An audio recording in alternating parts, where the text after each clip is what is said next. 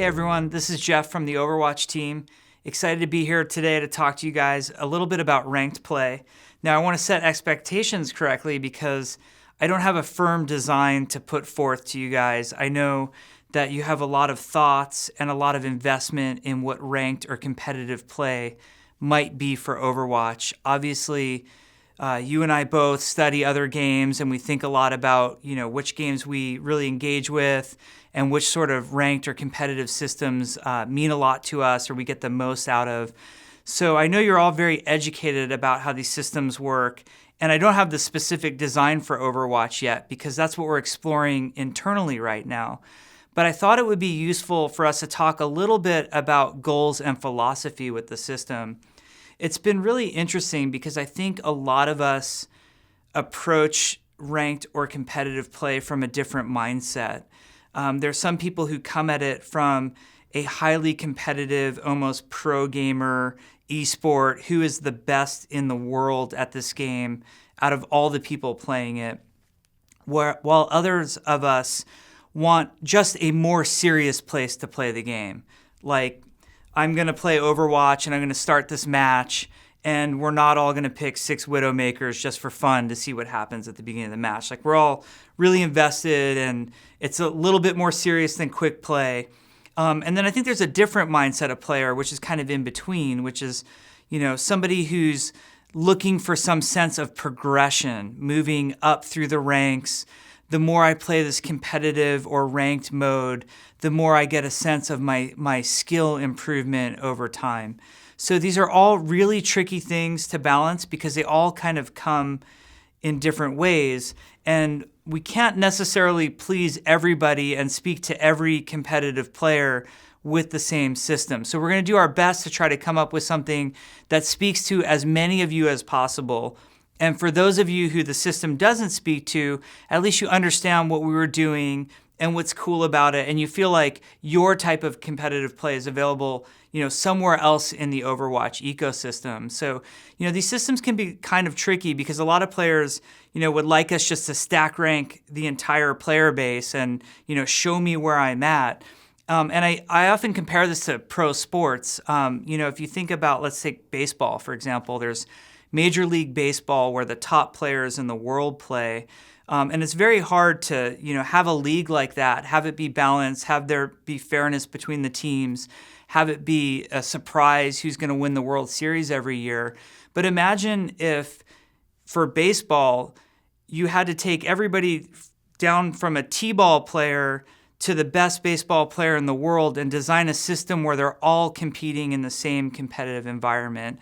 And in some ways, that's kind of what video games are faced with a lot of times. So we'll try to come up with a system that really is fun for as many people as possible.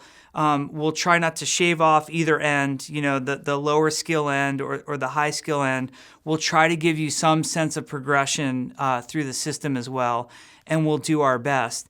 We're also wrestling heavily with what should the queue look like? And what I mean by this when I say what should the queue look like is this something that you go in competitively with a full team of 6?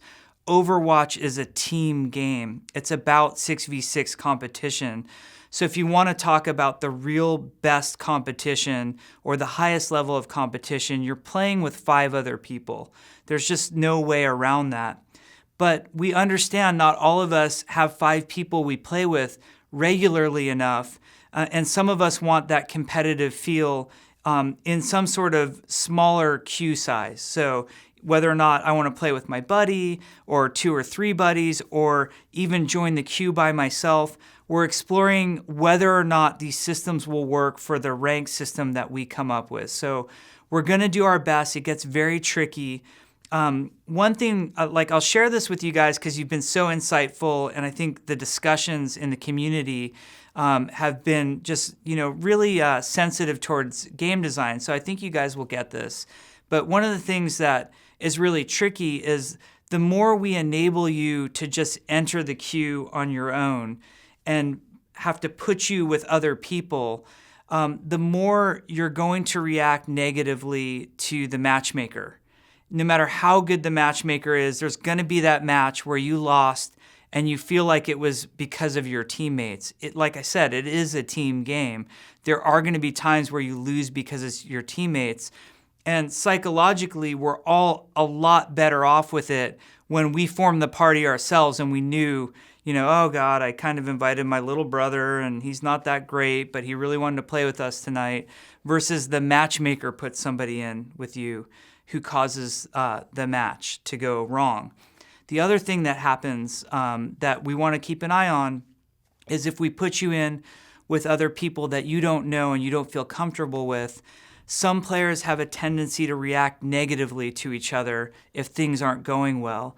And this is a big concern for us. We'd rather have you be angry at the game and be angry at Blizzard and be angry at Overwatch, be angry at me personally, rather than be angry at one another as players. We really want it to be a fun community where you guys like playing together, make friends, make lifelong friends, hopefully, playing Overwatch, and don't turn on each other. So these are things we're keeping an eye on. I can't guarantee we're going to design the perfect system that eliminates all of this, but I kind of want to get out in front of it and let you know that, the more we open up the queue size, the more it's going to open up some of these other issues that there aren't necessarily clean solves for.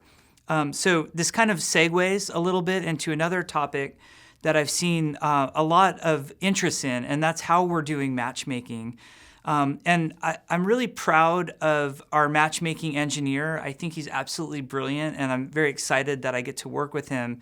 And he's done amazing things for Blizzard and previous Blizzard games, but it's a very tricky problem for him to deal with because there are a lot of moving parts to matchmaking in Overwatch that don't necessarily always exist in other games. For example, we have hero switching, which we think is one of the coolest parts of Overwatch, but that means that you're not equally good on all of your heroes. You can now see that we have this career profile part of the system, and you can see which heroes you're doing really well on and which heroes you're kind of struggling with.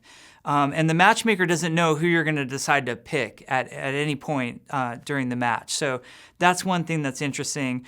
Like I keep saying, I think Overwatch is best played with friends. And we want you to not discriminate against your friends list based on who's good and who's not. We want you to just invite friends because you all want to play together.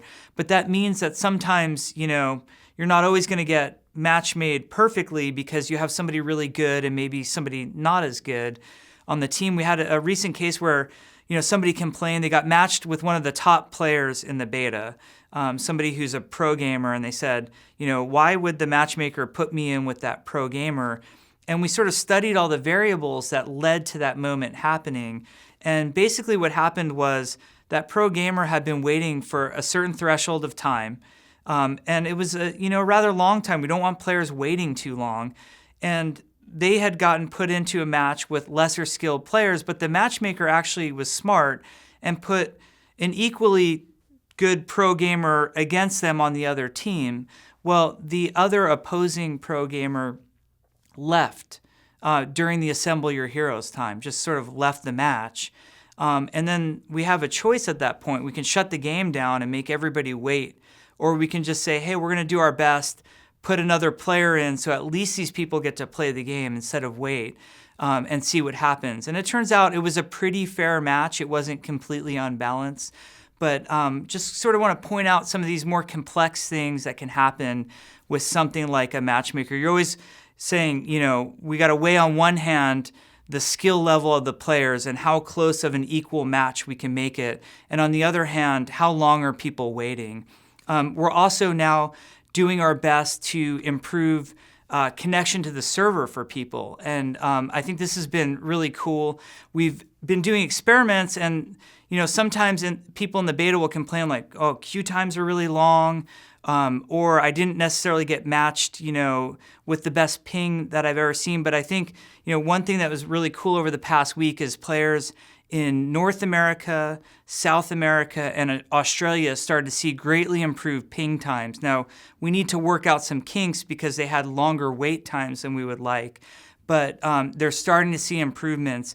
Players in Europe will start to see a lot of improvements very soon, as will Russia, and same goes for Asia. So we're pretty excited about all these improvements coming, but just wanted to give you guys, as much information as possible so you know how all this stuff works.